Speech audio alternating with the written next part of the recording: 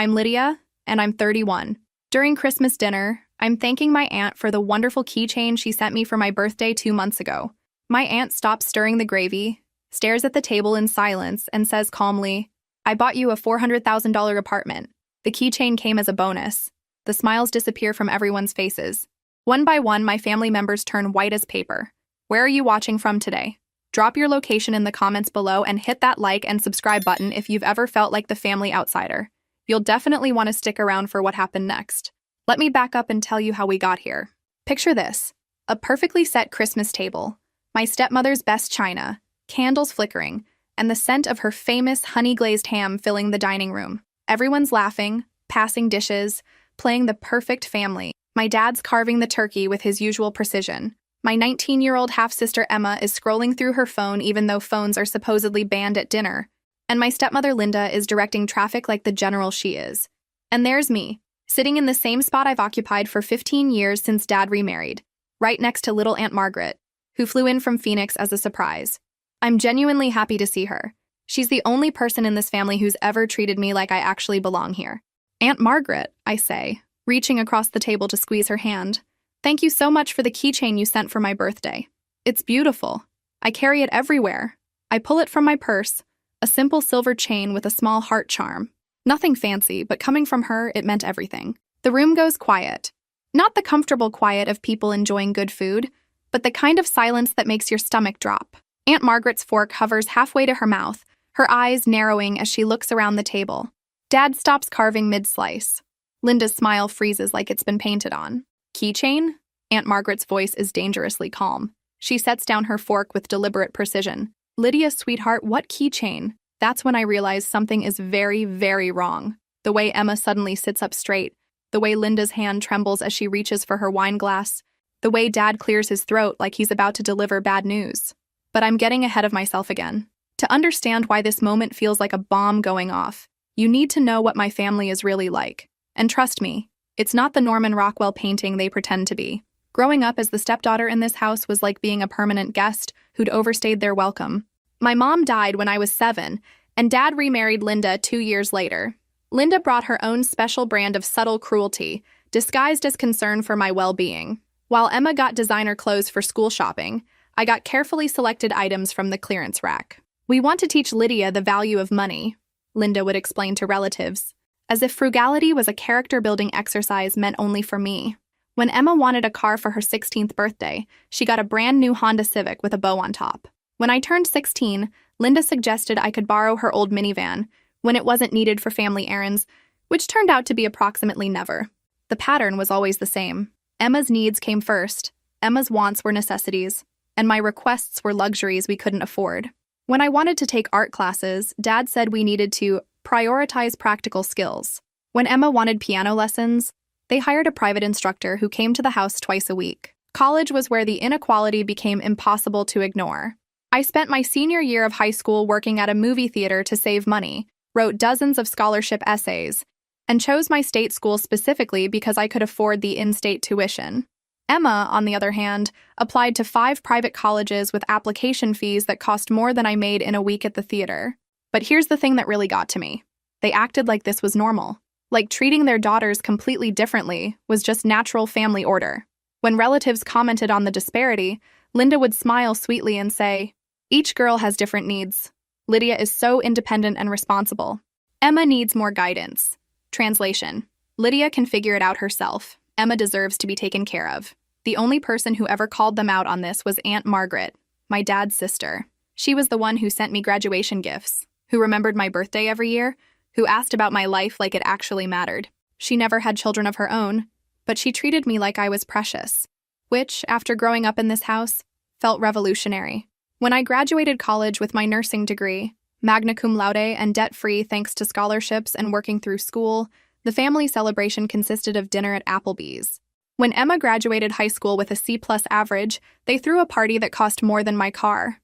By the time I moved out, I'd learned not to expect much from them. Christmas and birthday gifts were practical items I needed anyway. Holiday celebrations were events I attended but didn't really belong to. Family vacations were things they planned around my schedule, not something they invited me to join, which is why Aunt Margaret was so important to me. She was the only person who made me feel like family. By 25, I'd built a life that looked nothing like theirs. I was a single mom working as a pediatric nurse, living in a small apartment with my 4-year-old son, Danny. His father had disappeared the moment he found out about the pregnancy, leaving me to figure everything out alone, which, honestly, was pretty much what I expected by then. The apartment was tiny but clean, with hand-me-down furniture and toys from garage sales. Danny didn't care that his high chair came from Goodwill or that his bedroom was really just a corner of the living room with a colorful curtain divider. He was happy, healthy, and loved. That's all that mattered to me. My family's relationship with Danny was complicated. They claimed to love him, of course. Linda would post pictures of him on Facebook with captions about being the world's best grandma. But when it came to actual help, like babysitting so I could pick up extra shifts, they were mysteriously always busy. Emma, now in college at a school that cost more per year than I made, would occasionally drop by to play with Danny for an hour before complaining about how exhausting children were. Dad would visit monthly, bringing small toys and staying just long enough to feel like he'd done his grandparent duty. The one person who showed up consistently was Aunt Margaret. Every few weeks, she'd drive 2 hours from her house to spend the weekend with us. She'd arrive with homemade cookies, new books for Danny, and genuine interest in our lives. She'd babysit without being asked, help with household projects, and treat both Danny and me like we mattered. When Danny got sick with pneumonia at 3 years old, requiring a week-long hospital stay, she took time off work to help. She slept in the uncomfortable hospital chair, brought me changes of clothes, and held Danny when I needed to shower or eat. My own father visited twice during that week, both times for less than an hour. That's when I realized who my real family was. It wasn't the people who shared my last name or lived in the house I grew up in. It was the person who showed up when things got hard. Last year, when Aunt Margaret called to tell me she'd been diagnosed with breast cancer, I didn't hesitate. "What do you need?" I asked immediately. "When are your appointments? Who's driving you to treatments?" The answer, predictably, was nobody. Dad was too busy with work. Linda had a prior commitment with Emma's college activities. Emma was, of course, too young to handle such serious matters. So I became Margaret's transportation, her advocate, her support system. Twice a week for 6 months, I loaded Danny into his car seat after my shift and drove 2 hours to Margaret's house. Then another hour to the cancer center, 3 hours for treatment, another hour back to her house, and 2 hours home. Danny learned to entertain himself quietly in hospital waiting rooms, coloring in books that Margaret bought him. During the worst of the chemotherapy, I'd stay overnight, making sure she ate, took her medications, and didn't fall.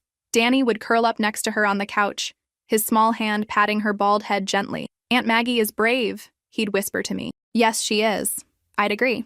And she deserved better from her family than what she was getting. The night Margaret finished her last round of chemo was one of the best nights of my life. We sat in her living room, Danny asleep between us, and she grabbed my hand with more strength than she'd had in months.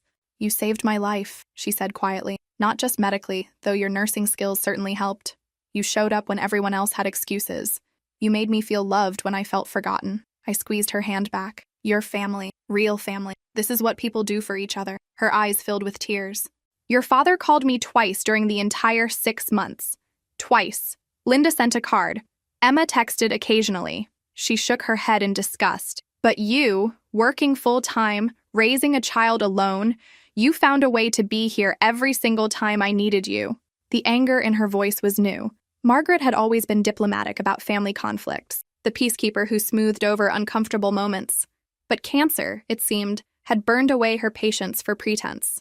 "After Richard died," she continued, referring to her husband who'd passed 3 years earlier, "I thought about changing my will. He left me well provided for, and we never had children. I'd always planned to leave everything to your father, assuming he'd take care of Emma and help you as needed. But this experience has shown me who actually deserves my consideration." I felt uncomfortable with the direction of the conversation. "Margaret, you don't need to—" "Yes, I do!" Her voice was firm. "You need to understand something, Lydia. I've been watching your family dynamic for years, making excuses, hoping things would improve. They haven't. If anything, they've gotten worse." She was right.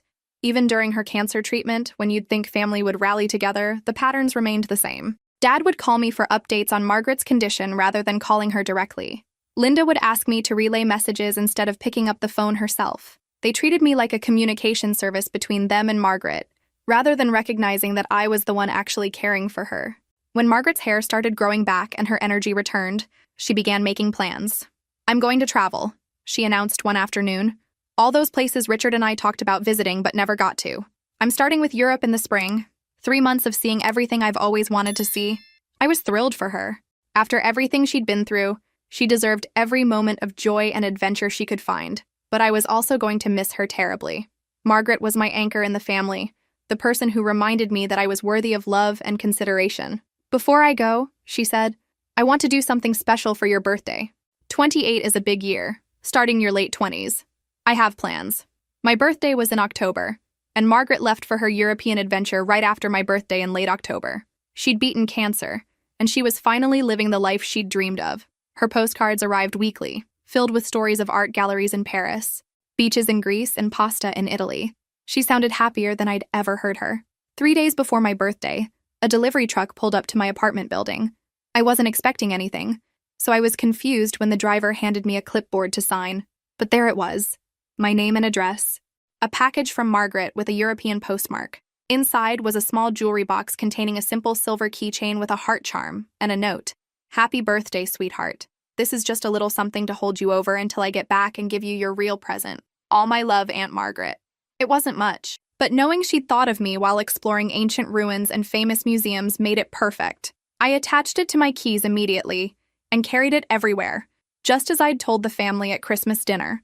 What I didn't know then was that this small keychain was meant to be an afterthought, a placeholder for something much, much bigger. October 28th, my birthday, came and went quietly.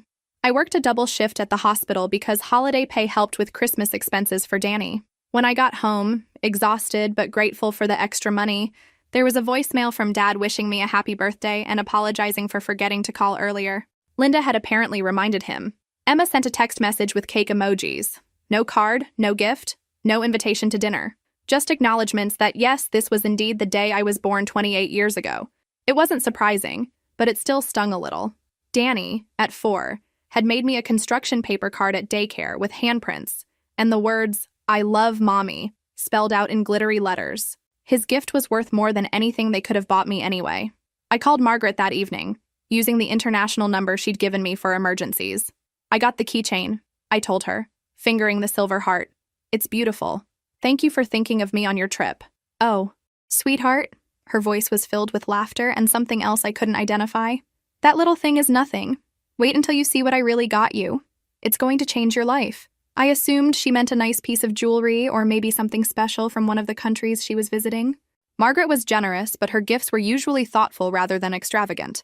A scarf from Ireland or a cookbook from Italy would have been more than enough to make me happy. November passed quickly. Margaret's postcards kept arriving, showing her adventures in different countries. She sounded energetic and joyful, making up for all the time she'd lost during treatment. In one card, she mentioned that she'd asked Dad to handle something important for her while she was away. Something about my birthday present. I thought that was odd. Margaret usually handled her own affairs, and she'd never involved my father in gift-giving before. But I assumed it was something simple. Maybe having flowers delivered or coordinating the shipping of something too large to send internationally. December arrived with the usual pre-holiday chaos.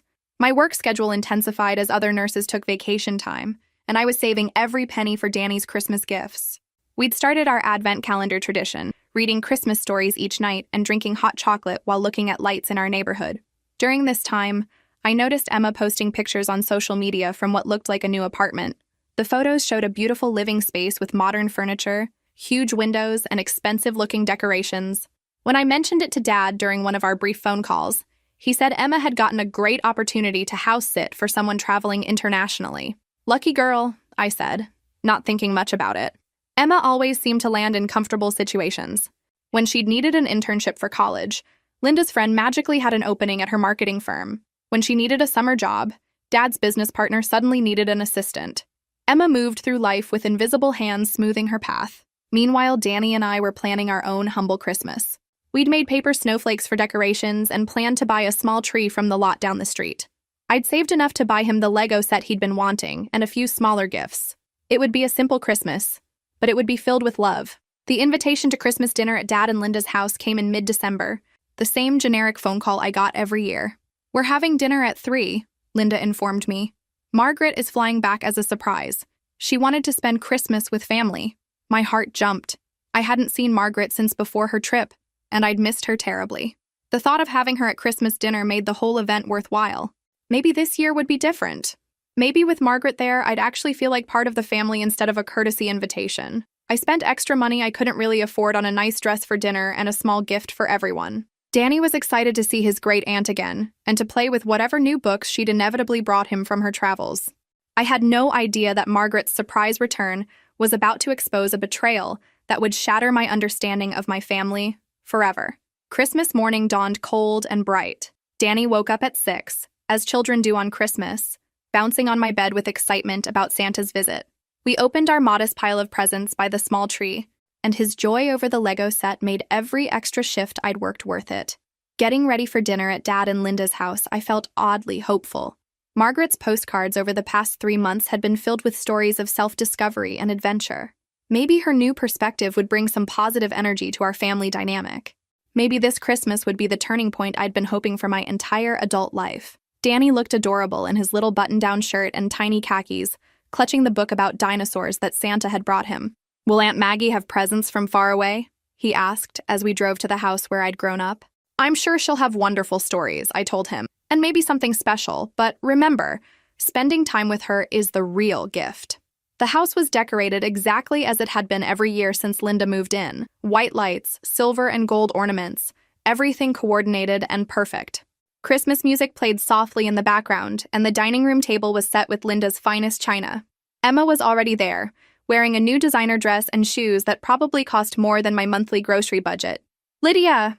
Dad hugged me warmly, and for a moment, I let myself believe this was genuine family affection. "Danny, my boy, look how you've grown!" Linda air-kissed me near both cheeks, careful not to disturb her makeup. "You look lovely," she said in the tone she used when she was being politely civil. "Emma's been telling us about her new living arrangement. Such a wonderful opportunity." Emma beamed, launching into a detailed description of the apartment she was house-sitting. "It's in the best part of downtown," she gushed. 2 bedrooms, 2 bathrooms, a gourmet kitchen, and floor-to-ceiling windows with an amazing view. The owner left it fully furnished with the most beautiful things. I feel like I'm living in a magazine. I made appropriate, impressed noises while setting Danny up with his coloring books in the living room. Emma had always been lucky with opportunities, and house-sitting a luxury apartment was exactly the kind of thing that fell into her lap regularly. "Speaking of apartments," Dad said, glancing at Linda, "how's your housing situation going? Still renting that place near the hospital?" "It's working out fine," I replied carefully. I'd learned not to mention financial struggles around them. Any admission of difficulty would be met with suggestions for budgeting or lifestyle changes, as if my problems were simply matters of poor planning rather than the reality of single motherhood on a nurse's salary. The doorbell rang at exactly 2:30, and Linda rushed to answer it. "Surprise!" came a familiar voice, and there was Margaret, tanned and radiant, carrying a suitcase and wearing the brightest smile I'd seen on her face in years. "Aunt Maggie!" Danny launched himself at her legs, and she scooped him up with enthusiasm that showed how much she'd missed us too. "My darling boy, you've gotten so tall." She hugged me next, holding me tight. "And my sweet Lydia, I've missed you both so much." She looked incredible. The weight she'd lost during chemo had been replaced with muscle from all the walking she'd done in European cities. Her hair had grown back thicker than before, and her skin glowed with the confidence of someone who'd spent months doing exactly what she wanted. "How was your trip?" I asked, genuine joy filling my voice. "Your postcards made it sound like the adventure of a lifetime." "It was everything I dreamed it would be and more," she said, her eyes twinkling. "But I was ready to come home to the people I love most." Over the next hour, Margaret entertained us with stories of her travels. She'd hiked portions of the Camino de Santiago, taken cooking classes in Tuscany, and spent weeks in museums she'd only dreamed of visiting. The whole family seemed more relaxed with her there, as if her presence reminded them how to actually enjoy each other's company. As we sat down to dinner, Margaret caught my eye across the table and winked. "I have something very special to tell everyone," she said. "But first, let's enjoy Linda's beautiful meal." The conversation flowed more naturally than it had in years. Even Emma seemed less focused on herself, genuinely interested in Margaret's adventures. I found myself relaxing, remembering what family dinners could feel like when they weren't full of underlying tension. That's when I made the comment that changed everything.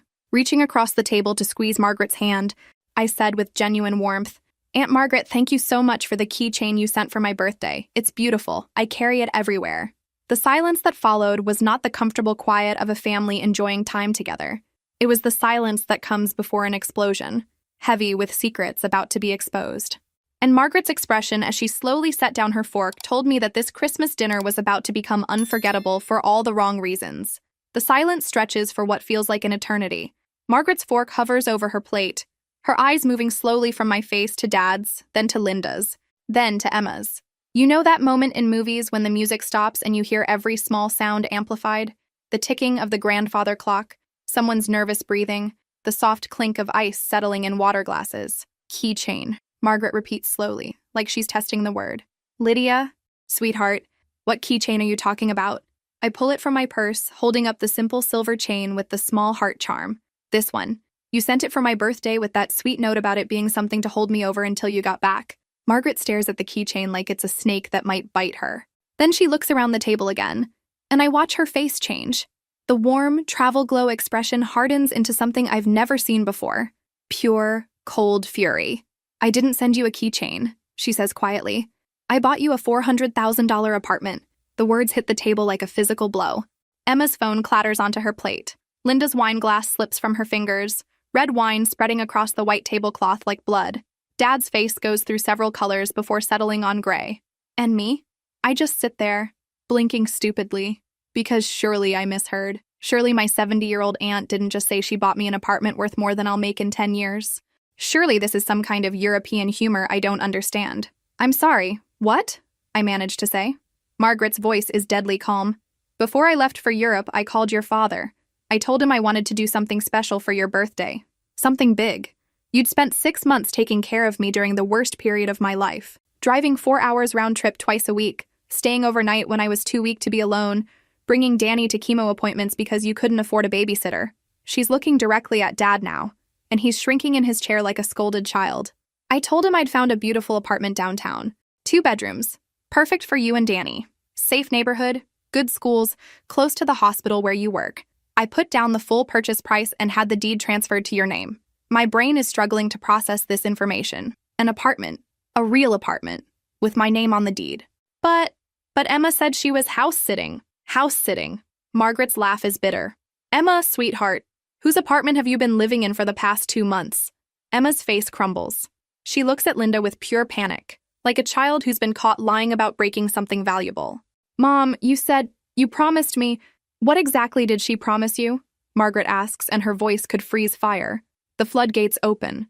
Emma starts crying, but not the delicate tears of a wronged princess. These are ugly, panicked sobs of someone whose world is collapsing. Mom said you'd never find out. She said Aunt Margaret would be traveling for months, and by the time she got back, I'd be settled and you'd just have to accept it. I have to hand it to them. The logic is almost impressive in its audacity. Take a gift meant for me, give it to the golden child, and frame it as fairness because I already had somewhere to live. You know, my tiny 2-bedroom rental where Danny and I share the living room because his bedroom is actually a converted closet. Dad finally finds his voice, though it comes out as more of a croak. Margaret, I can explain. Linda convinced me it would just be temporary until we could buy Emma her own place. I thought we'd have time to explain everything to you when you returned. Oh, please do, she says, leaning back in her chair. Explain to me how you took an apartment I bought for Lydia and decided Emma should live in it instead. Explain to me how you forged thank you cards in Lydia's name. Yes. Richard, I received 3 lovely letters from Lydia thanking me for the wonderful apartment and telling me how settled and happy she was there. My mouth falls open. They wrote thank you letters. Actually sat down and pretended to be me, expressing gratitude for a gift they stole. The sheer planning involved is breathtaking. We were going to tell her eventually. Linda jumps in, and I almost laugh at how predictable she is. When caught red-handed, Linda always has a timeline that makes everything acceptable. We thought Emma needed the space for college just for a few years. Lydia is so independent, she's been managing fine on her own. We were going to give her the apartment after Emma graduated. In 4 years, I say flatly. You were going to give me my own birthday present in 4 years. It's not like that, Dad says desperately. We just thought, practical considerations, Emma's education, and there it is, the same old song. Emma's needs come first. Emma's future matters more. Emma deserves the better option because she's Emma, the golden child who's never had to work for anything, never had to sacrifice, never had to choose between buying groceries and paying rent. I look around the table at these people I've called family for 24 years. Dad, squirming in his seat, avoiding my eyes. Linda, frantically calculating how to spin this into something acceptable. Emma, still sobbing like she's the victim in this scenario. And you know what? For the first time in my adult life, I feel completely calm. Not hurt, not angry, just clear. Like someone just handed me glasses after years of trying to see through a dirty window. Margaret stands up slowly, her hands shaking with barely controlled fury. When she speaks, her voice trembles with emotion. So all three of you knew this apartment belonged to Lydia and decided to steal it anyway. Is that what I'm understanding here? Dad looks genuinely stunned. Margaret, we never meant— I want the keys to that apartment. Right now. Margaret, please, let's discuss this rationally. Dad starts. Rationally? She laughs, and it's not a pleasant sound. You want to discuss rationality? Let's talk about how rational it was to steal from your own daughter. Let's talk about how rational it was to lie to me for 2 months. Let's talk about how rational it is for Emma to be living in an apartment that doesn't belong to her. Emma's face crumples with genuine panic. We were supposed to have more time. You weren't supposed to thank her at dinner. Emma, Margaret's voice is ice cold. Your mother lied to you. That apartment was never meant for you. It was purchased specifically for Lydia, with her name on the deed, as a thank you for taking care of me when the rest of this family couldn't be bothered. The truth of that hits the table like a physical slap. While I was driving Margaret to chemo appointments, staying overnight when she was too weak to be alone, bringing Danny to waiting rooms because I couldn't afford babysitters, where was everyone else? Dad was too busy with work. Linda was overwhelmed with Emma's college preparations. Emma was too young for such serious matters. But taking credit for my gift? That they had time for. The keys, Margaret repeats. Now. Linda tries one more deflection. We spent money decorating it. Emma needed furniture, bedding, kitchen supplies. We've invested thousands. Money you spent on stolen property. Margaret cuts her off. Would you like me to call the police and explain the situation? Because I have documentation of the purchase, the deed transfer, and copies of every forged letter you sent in Lydia's name. The threat of police involvement changes everything. Dad's face goes pale, and even Emma stops sniffling. Linda fumbles in her purse and produces a set of keys, placing them on the table like she's surrendering a weapon. Margaret scoops them up and turns to me. Lydia, would you like to see your apartment? Would I like to see my apartment? The apartment I didn't even know existed until 5 minutes ago? The apartment that's been mine for 2 months while I've been paying rent on a place where my 4-year-old son sleeps in a converted closet. Yes, I say quietly. Yes, I think I would. As I stand up to follow Margaret, Emma grabs my arm. Lydia, please. You have to understand. I didn't know it was meant for you specifically. I thought it was just family property, and Mom decided I should use it for college. I look down at her hand on my arm, then at her face. For a moment, I see the little girl who used to follow me around when she was small, before Linda taught her that we weren't really sisters, just 2 people who happened to live in the same house. Emma, I say gently, did you really not know the apartment was specifically meant for me? Look, we all knew you'd never fight back. You never do. Mom said you'd just accept it eventually, like you always do with everything else. The honesty is breathtaking. They hadn't just stolen from me, they'd calculated that I would be too passive to defend myself. I carefully remove her hand from my arm. But this time, you were wrong. Margaret is waiting by the door, her car keys already in hand. Are you ready, sweetheart? Danny has been remarkably quiet throughout this entire exchange, coloring in his dinosaur book, and occasionally looking up at the adults with the resigned expression of a child who's learned that grown-up conversations often don't make sense. I gather him up along with his books. We're going to see a new place, I tell him as I buckle him into his car seat. Aunt Maggie has a surprise for us. As we pull out of the driveway, I see Linda and Emma standing in the doorway watching us leave. Dad is nowhere to be seen. He's probably in his study, doing what he always does when family situations get uncomfortable, hiding until someone else fixes it. The drive to downtown takes 20 minutes, during which Margaret fills in the details I've been missing. The apartment is in a converted historic building, with original hardwood floors and huge windows. It's walking distance from Danny's daycare and a short commute to the hospital. The neighborhood has tree-lined streets, a small park, and the kind of coffee shop where locals actually know your name. I looked at dozens of places, Margaret says as we drive through increasingly nice neighborhoods. But when I saw this one, I knew it was perfect for you. It felt like home. We pull up in front of a beautiful brick building with black shutters and flower boxes in the windows. It's the kind of place I'd walked past before and imagined living in, but never seriously considered because it was so far out of my price range. 3rd floor, Margaret says, leading us to the entrance. Corner unit with views of the park. The elevator is small and charming, with brass buttons and wood paneling. Danny presses the button for the third floor and bounces with excitement. When the doors open, Margaret leads us to a door marked 3C and unlocks it with the keys she took from Linda. The door swings open, and I step into the most beautiful living space I've ever seen. The apartment is stunning, not because it's fancy or expensive, but because it's perfect. Warm hardwood floors stretch through an open living area with windows that flood the space with natural light. The kitchen has white cabinets and granite countertops that gleam like they've never been used. Through the living room windows, I can see the park Margaret mentioned, with mature trees and a playground where children are playing even in the December cold. 2 bedrooms, Margaret says, leading us down a hallway. This one would be Danny's. Danny's potential bedroom is twice the size of our current living room. It has built-in bookshelves, a large closet, and windows facing east so he'd wake up to morning sunshine. He immediately runs to the window and presses his face against the glass. "Mommy, look! Swings!" The master bedroom takes my breath away. It's spacious without being overwhelming, with enough room for a real dresser. Maybe even a reading chair. The closet is bigger than Danny's current sleeping space. But what gets me is the bathroom. A full bathroom with a deep tub, perfect for long soaks after difficult shifts at the hospital. The previous tenant left some furniture, Margaret explains as we walk back to the living area.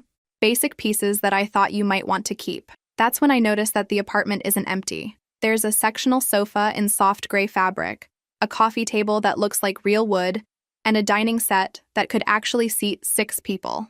The kitchen is stocked with dishes, cookware, and even small appliances. But these aren't the basic pieces Margaret mentioned. These are expensive items, carefully chosen to complement the space. The kind of furniture I browse in stores but never buy because it costs more than I make in a month. "Margaret," I say slowly, "this furniture is brand new." She smiles sheepishly. "I may have gone a little overboard with the move-in preparations. I wanted you to be able to walk in and feel at home immediately."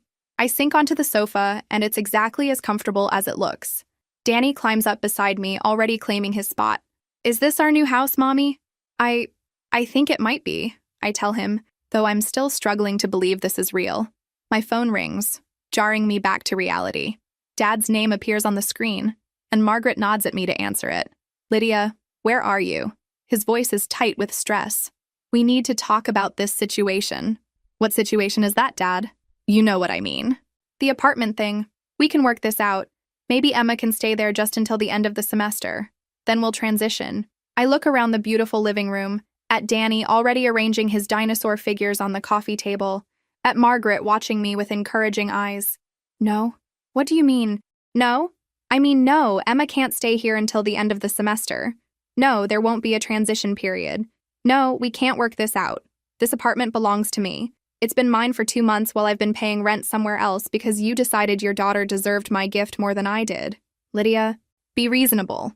Emma has already moved in, started classes from that location. Her whole routine is built around living there. The audacity is breathtaking. They steal my apartment, let Emma settle in and build her life around it, then ask me to be reasonable about disrupting her routine. Where exactly did you think I was living? Dad? Did you assume I'd just vanish when you gave away my home?" Silence on the other end. "Emma can move out this week," I continue. "She can take her personal belongings, but everything else stays. The furniture, the kitchen supplies, the linens. Everything you bought with the money you should have spent elsewhere stays in my apartment. You can't just kick her out with nowhere to go. Watch me." I hang up and turn off my phone. Margaret is beaming with pride. "I haven't heard you sound that strong in years." She's right. I sound different to myself. Calmer, but firmer. Like I've finally found my backbone after 31 years of searching for it. "What happens now?" "Now you move in. This weekend if you want. I'll help you pack your old place." She pauses.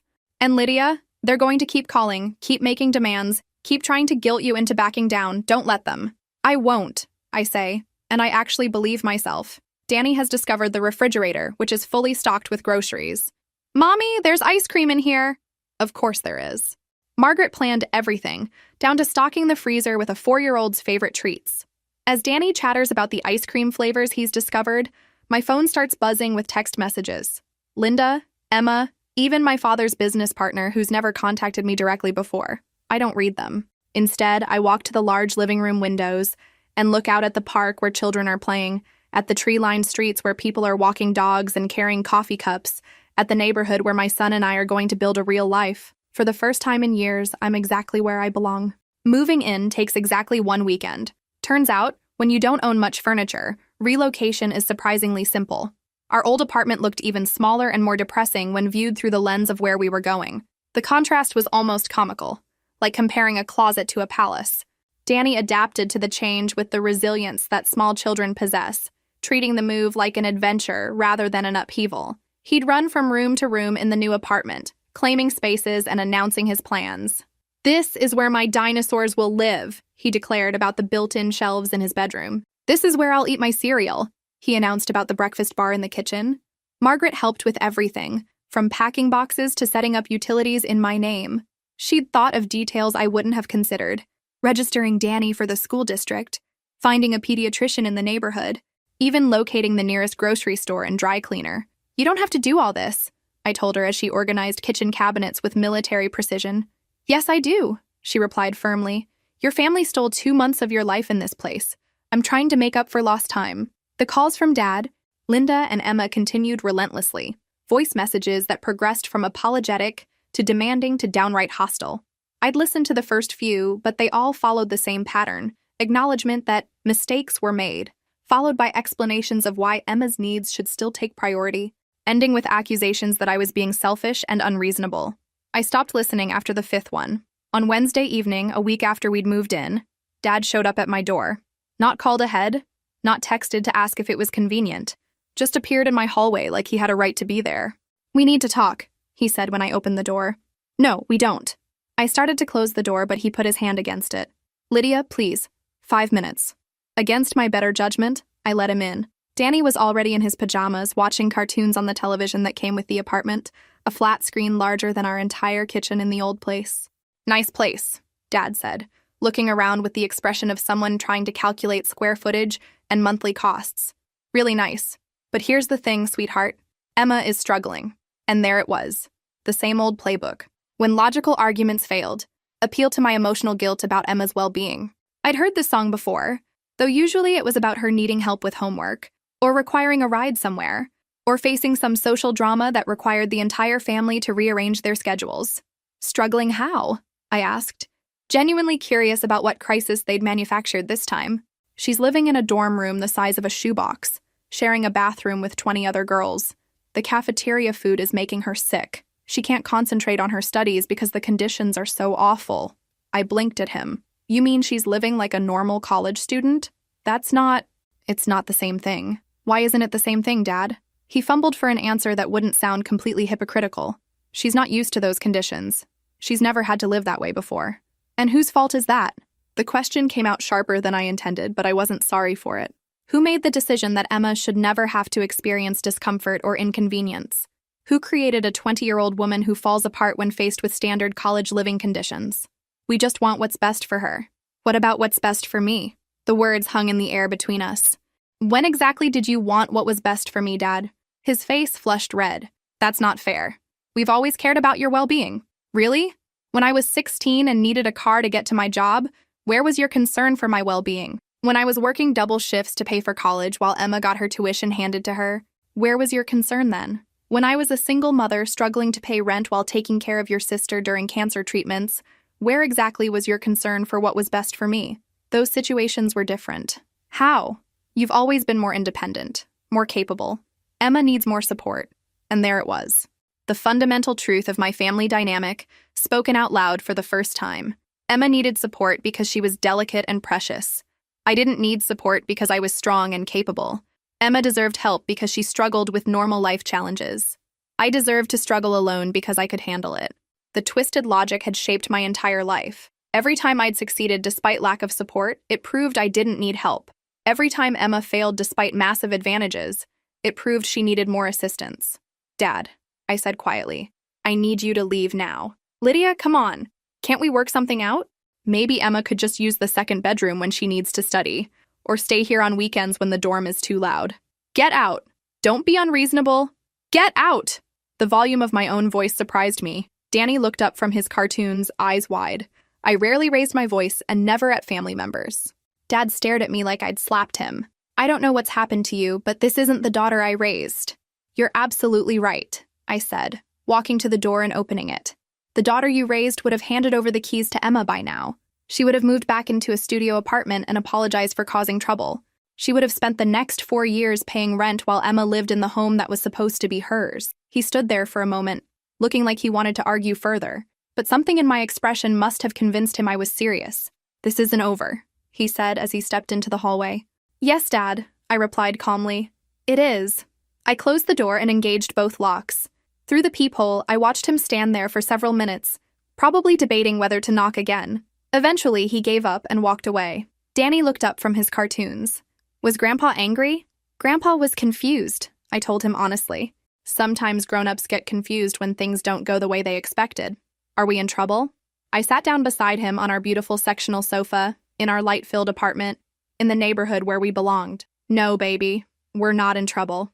We're exactly where we're supposed to be. The legal transfer of the apartment took place on a Tuesday morning in Margaret's lawyer's office. I'd never owned property before, and the experience of signing documents that made me the official owner of something worth $400,000 felt surreal.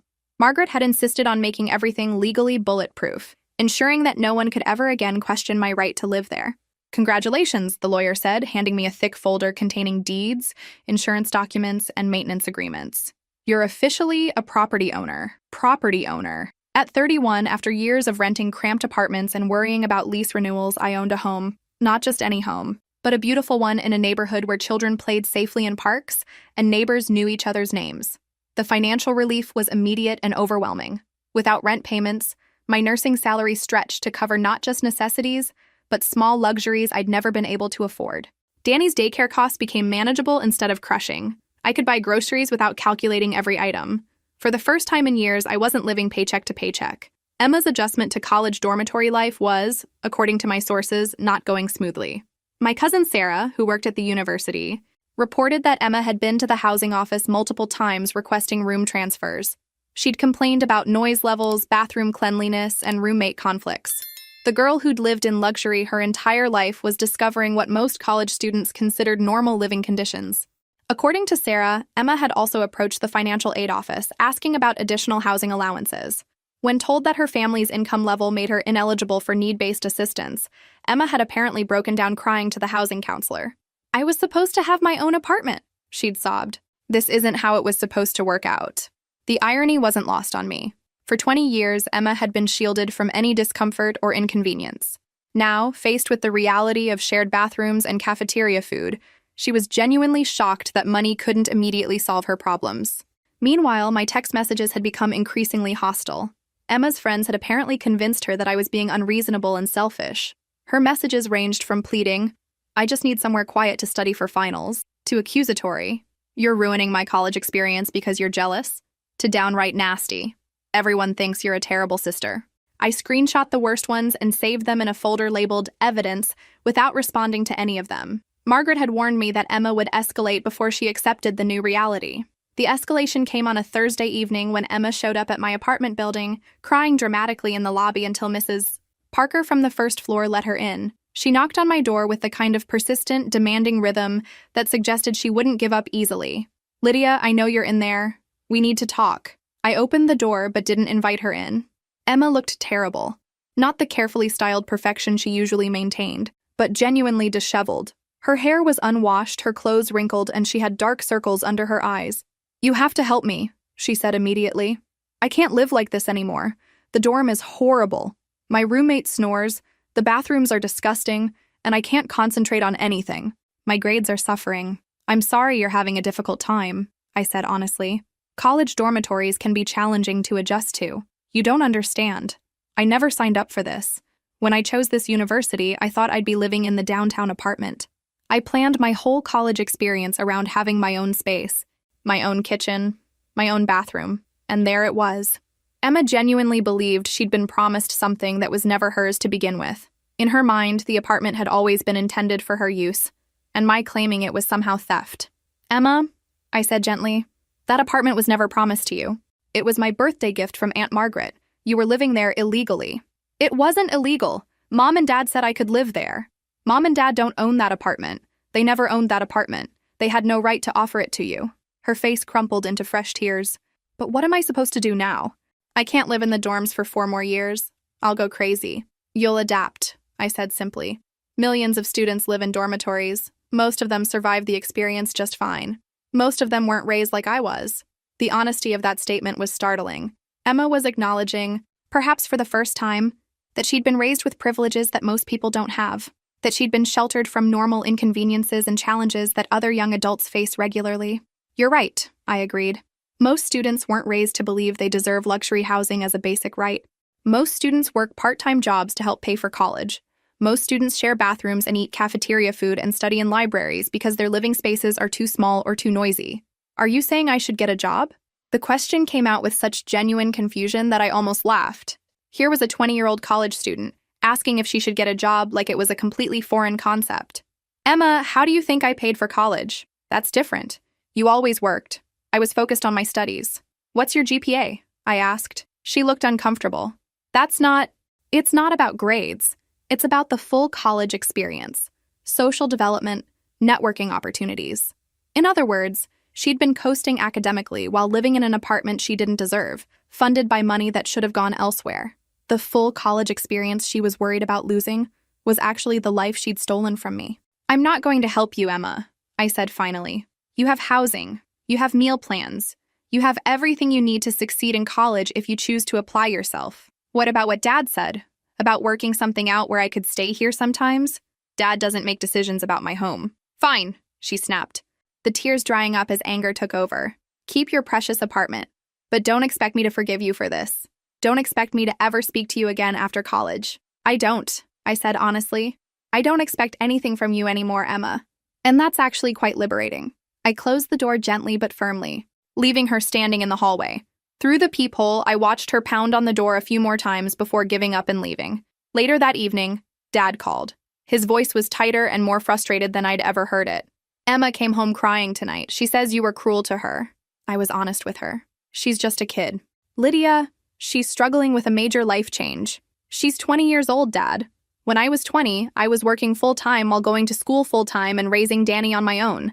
Emma is struggling with having to live like a normal college student for the first time in her life. We've decided she needs to get a part-time job, he said grudgingly, to help build character and responsibility.